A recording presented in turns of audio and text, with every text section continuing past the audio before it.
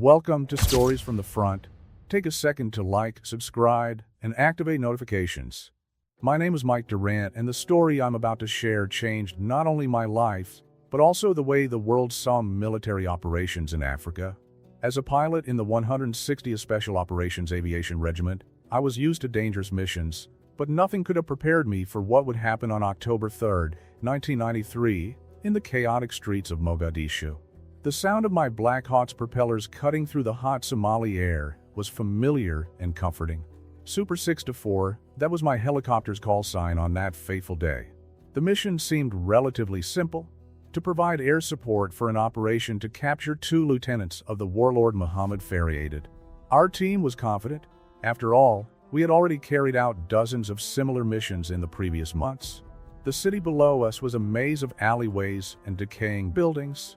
From above, it was possible to see the movement of American troops on the ground, advancing towards the objective. Ray Frank, my gunner, kept an eye on the perimeter while Bill Cleveland, my co-pilot, monitored the instruments. Tommy Field and Gordon completed our crew. We were a well-trained and well-integrated team.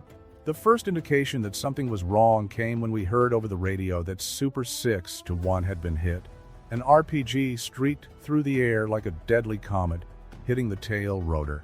The helicopter began to spin wildly before crashing. My heart raced, but I stayed focused on the mission. We needed to continue providing air cover for our troops on the ground. The next few minutes were a whirlwind of events. The Mogadishu sky, previously punctuated only by sporadic gunfire, became a curtain of anti-aircraft fire.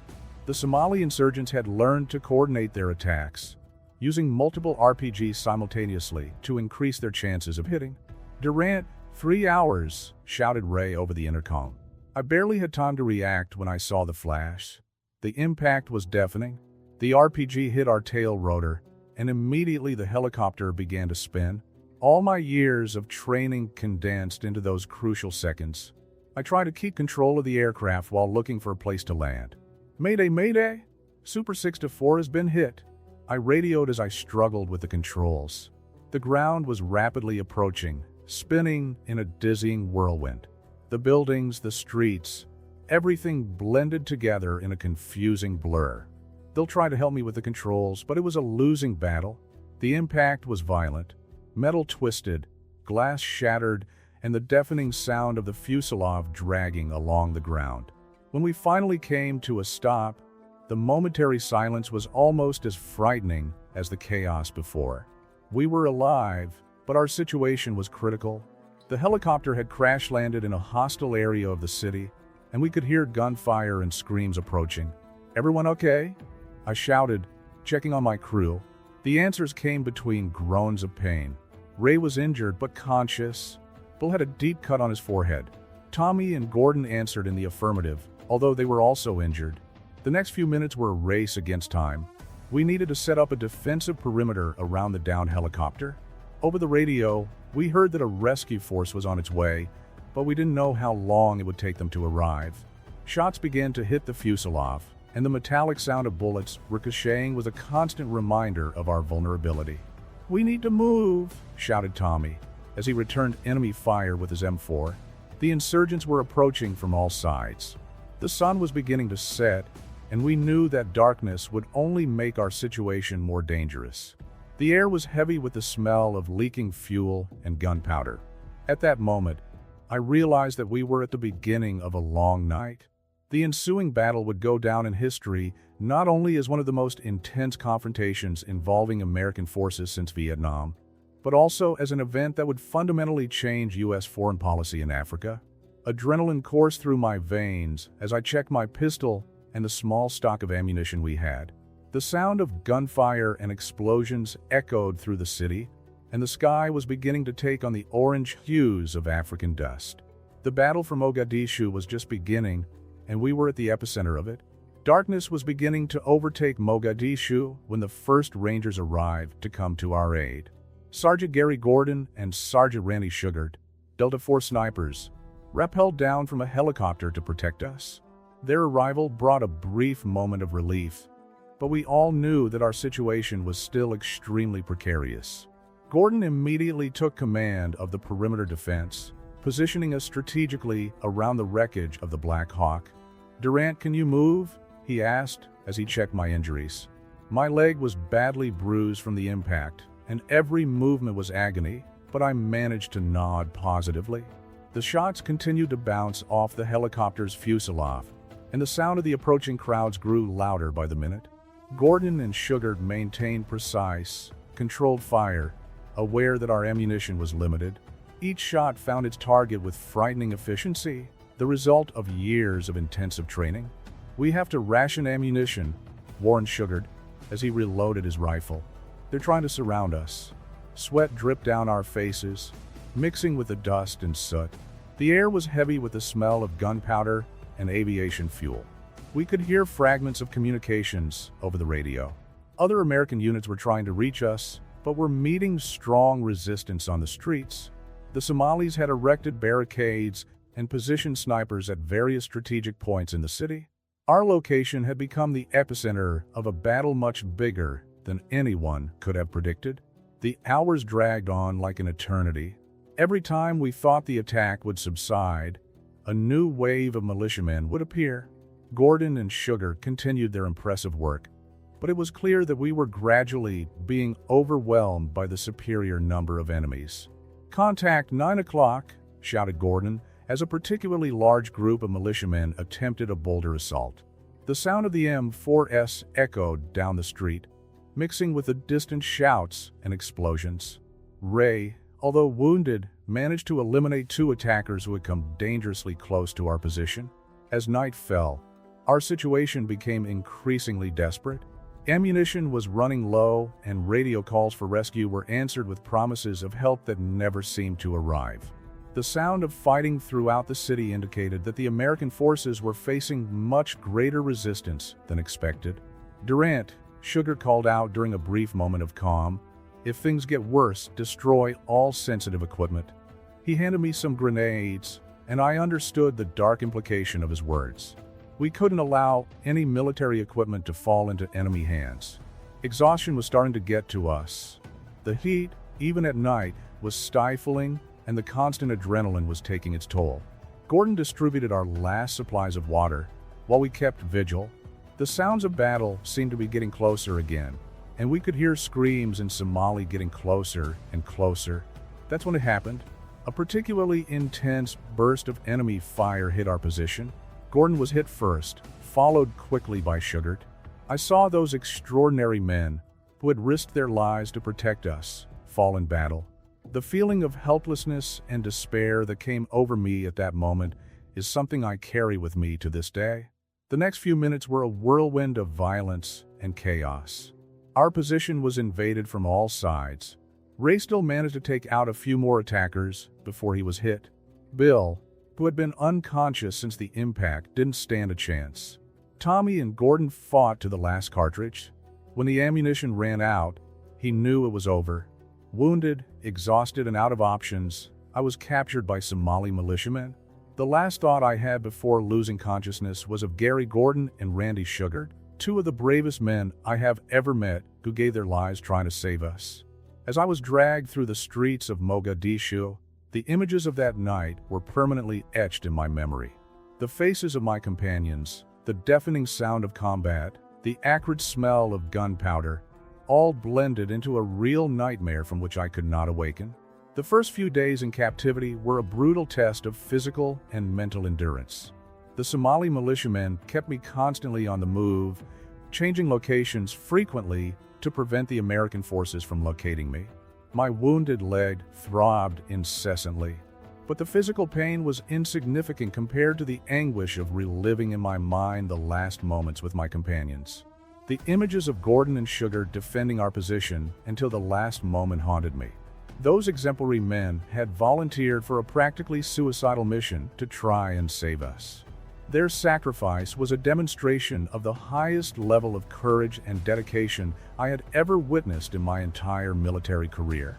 My captors kept me in small, dark rooms, usually in the basements of abandoned buildings. The heat was stifling, and the air heavy with the smell of mold and decay made it difficult to breathe. I was constantly thirsty, and the water I was offered was rationed and often contaminated. Hunger became an inseparable companion. During interrogations, they tried to extract information about American operations. I stuck to the military code of conduct, giving only my name, rank, and serial number. Each refusal was met with hostility, but I realized that they were keeping me alive because they considered me a valuable negotiating tool. Between interrogation sessions, a young Somali man called Firimbi would occasionally bring me extra water or an extra piece of bread. He spoke basic English, and through our brief conversations, I realized that not all the locals supported the warlord's actions. Firimbi told me how his family was suffering from the civil war and famine that was ravaging the country. The days became a confusing succession of tense moments and long periods of isolation.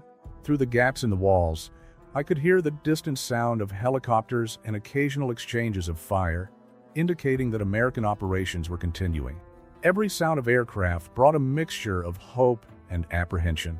One particularly tense night, I was awoken by an unusual commotion. My captor seemed agitated, moving quickly and talking in urgent tones. Through fragments of conversations in English, I understood that American forces had intensified their search in certain areas of the city. I was transferred again, this time to an even more remote location. During the transfer, I was able to briefly observe the streets of Mogadishu. The city was unrecognizable compared to my previous view from the cockpit of the Black Hawk. Makeshift barricades blocked several streets, and the signs of intense combat were evident in the gunshot marks in partially destroyed buildings. Civilians moved quickly between the shadows, avoiding exposed areas. In my new place of confinement, I met a Somali prisoner who had worked as an interpreter for the American forces. He told me, in whispers, about how the situation in the city had deteriorated since my capture. The civilian population was caught between the forces of the warlords and the American military operations, suffering the consequences of a conflict that seemed to have no end. The days dragged on, marked by uncertainty and constant fear. My mind wandered between memories of home and thoughts of my fallen comrades. The guilt of having survived when others had made the ultimate sacrifice was a heavy burden. I wondered if I would ever have the chance to tell their stories of bravery to the world. In one of the darkest moments of captivity, I recalled the words my survival instructor had shared during training. "Your mind is your most powerful weapon." I began to establish a rigorous mental routine, exercising my memory with complex calculations and going over detailed flight procedures. It was a way of keeping my sanity and being prepared for any escape opportunity that might arise. The distant sound of combat remained constant, like a cruel reminder of the battle that continued outside. Each explosion made me think of other pilots and soldiers who might be facing similar situations to the one that led to my fall. The war in Mogadishu had turned into something much bigger and more complex than anyone had anticipated. In the evenings, when the heat died down slightly and the sounds of the city quietened down, I allowed myself to think of home. I thought about my family, my comrades in the 160th Regiment, and the life that seemed further and further away. But I also thought about Somalis like Firimbi, ordinary citizens trapped in an endless cycle of violence and poverty. In the midst of despair, I kept the hope of rescue alive, knowing that my companions would not give up easily. The example of courage shown by Gordon and Sugared served as a beacon of inspiration in the darkest moments. Their bravery would not be forgotten, and I was determined to survive to ensure that their story would be told. The routine of captivity had become a daily exercise in endurance. Each dawn brought with it the uncertainty of whether it would be the day of rescue or my last day alive. My captors alternated between moments of hostility and an almost childlike curiosity about America and our presence in their country. During the interrogations, I stayed focused on the resistance techniques I had learned in training. The leader of the group, a man who introduced himself as Colonel Hassan, tried different approaches to extract information. Sometimes he offered better food or medical treatment for my leg, other times he resorted to veiled threats. "Why are you Americans here?" asked Hassan during one of the sessions. "Don't you understand that this is our land?" His voice carried a mixture of anger and genuine bewilderment. I remained silent, but his words echoed in my mind. The complexity of the situation in Somalia went far beyond a simple military mission. Firimbi remained my only connection to a more human side of that reality. During his nightly visits, he would tell me about life in Mogadishu before the civil war. He spoke of vibrant markets, children playing in the streets, and a community that, despite the hardships, remained united. Now, all that had been replaced by chaos and violence. One night, I woke up to the sound of distant explosions. The guards were agitated, talking in Somali with strained voices. Through the gaps in the wall, I saw the flash of tracers cutting through the night sky. My heart raced at the possibility of a rescue. But the hours passed and nothing happened. The pain in my leg got worse every day. Without proper treatment, I feared a serious infection. Using pieces of cloth that Firimbi had brought me, I improvised a clean bandage. The basic medical training I had received in the Air Force was proving invaluable. On one of the hottest days in captivity, Hassan entered my cell with a different expression. "Your friends are negotiating," he said, taking a seat on the only available chair. "But in the meantime, I want to understand something. How is it possible that men like Gordon and Sugar would sacrifice their lives for others?" The mention of my savior's names took me by surprise. Hassan continued, "I've studied the military for years, but I've never seen such dedication." "Why?" His question seemed genuine, and for the first time, I saw in him more than a captor. I saw someone try to understand values that transcended cultures and conflicts. "It's about brotherhood," I replied after a long silence. "About doing what's right, even when it costs everything." It was the first time I talked more than the basics with him. Hassan nodded slowly, as if processing a profound revelation. The following days brought a subtle change in treatment. I received larger portions of food and clean water more often. Firimbi told me that negotiations were underway behind the scenes. The possibility of freedom, however distant, renewed my strength. During the long hours of solitude, my mind wandered back to the moments before the fall. I went over every decision, every move, trying to understand if anything could have been done differently. But the truth was that we were at war, and in war, sometimes there are no right choices, only necessary ones. One morning, I was woken up by a different kind of commotion. Hassan rushed into my cell. "Get ready," he said dryly. "You're going home today." The words took a while to make sense in my exhausted mind. After so many days of uncertainty, the prospect of freedom seemed unreal. The release process was tense. I was blindfolded and led through various locations, always hearing different voices negotiating in Somali. My leg protested at every step, but the adrenaline of possible freedom outweighed any physical pain. Before handing me over to the UN negotiators, Hassan made one last comment. "Your war is not against the Somali people, Durant. Remember that." His words carried a weight that I only fully understood years later.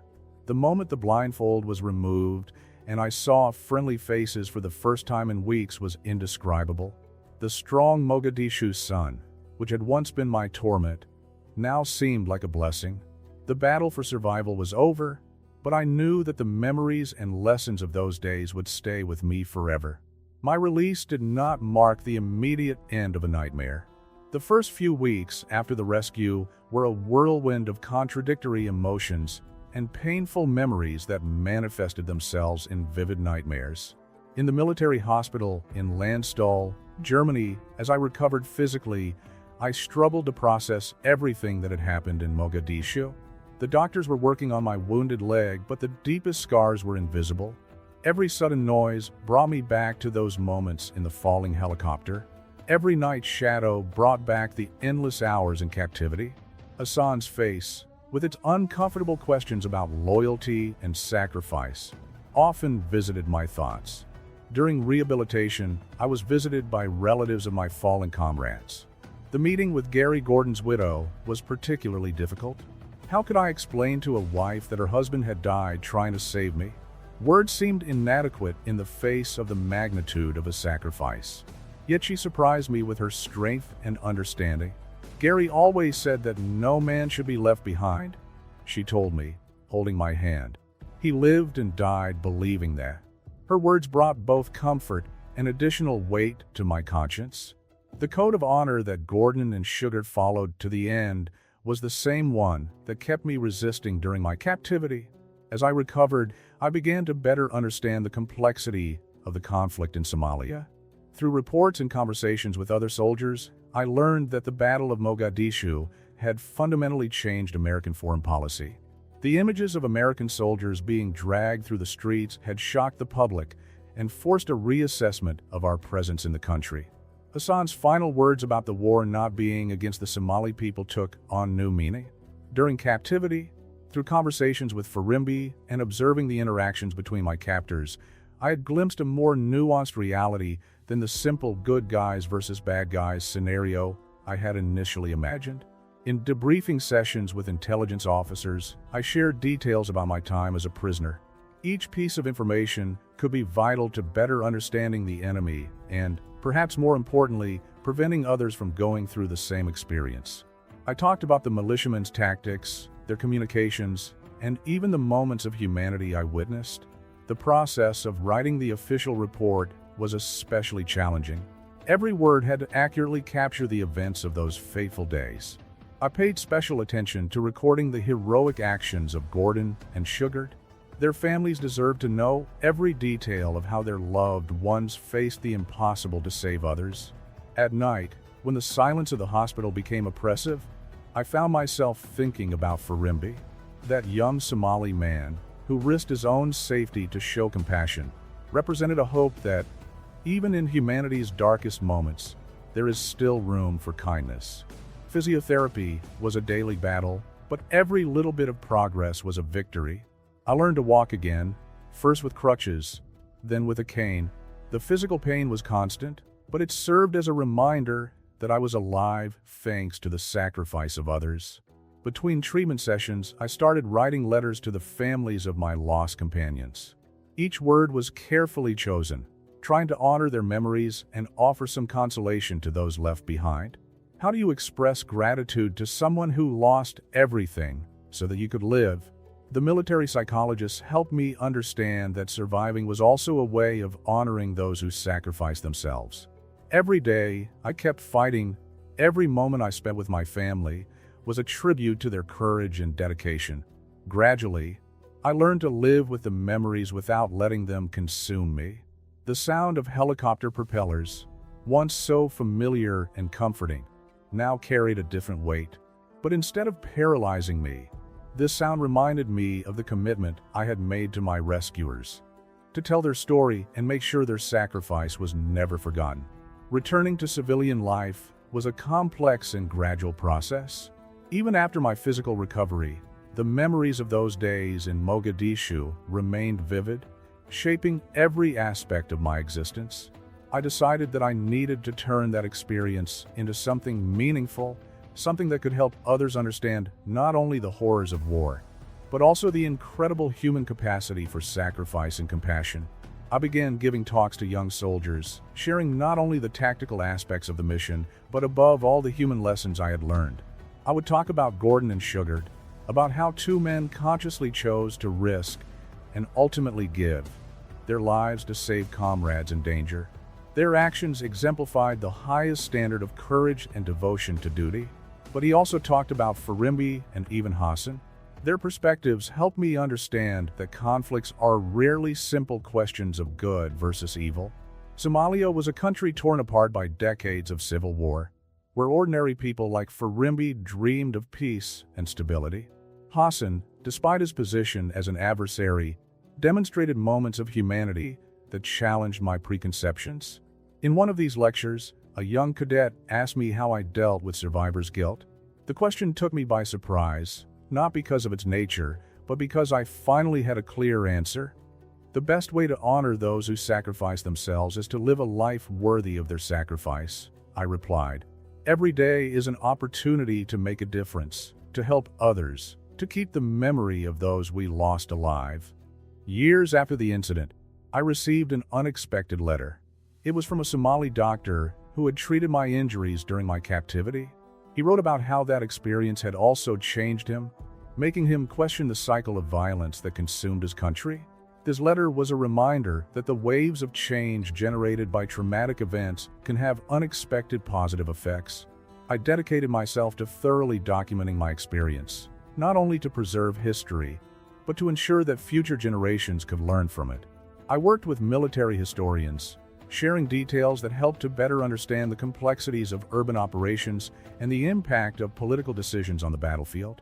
The writing process was therapeutic, allowing me to organize chaotic memories into a coherent narrative. Every word written was a tribute to my crewmates, to the Rangers and Delta Force who risked everything to rescue us, and even to the Somalis who showed compassion in the midst of the chaos.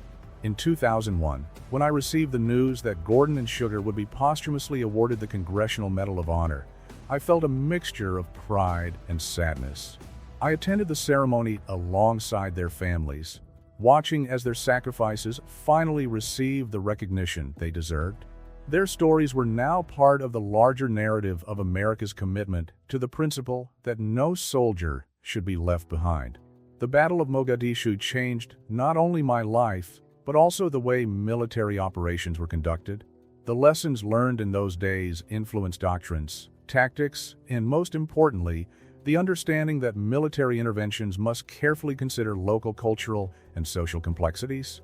Today, when I look back, I see that surviving was not just a matter of luck or skill.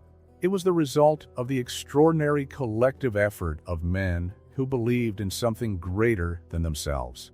The courage of Gordon and Sugar, the resilience of my crew, the unexpected compassion of some captors, all these elements intertwine to create a tapestry of experiences that continues to influence lives. My leg is never fully recovered, and the slight limp serves as a constant physical reminder of those days. But the deepest scars, those invisible to the eye, are the ones that carry the most important lessons. I learned that true strength lies not just in surviving, but in how we choose to live after survival. The story of Mogadishu is not just mine. It is a testament to the best and worst of humanity, a reminder that even in the darkest circumstances, there is room for heroism, compassion, and hope. I continue to share this story not to glorify war, but to honor those who made the ultimate sacrifice and to inspire others to live by the same principles of courage and dedication that I saw demonstrated in those fateful days of October 1993. The battle may be over, but its legacy lives on through the lives it touches and the lessons it teaches. As a survivor, my mission now is to ensure that those lessons and sacrifices are never forgotten, and that the stories of those brave men continue to inspire future generations to fight for what is right, even in the face of the most adverse circumstances.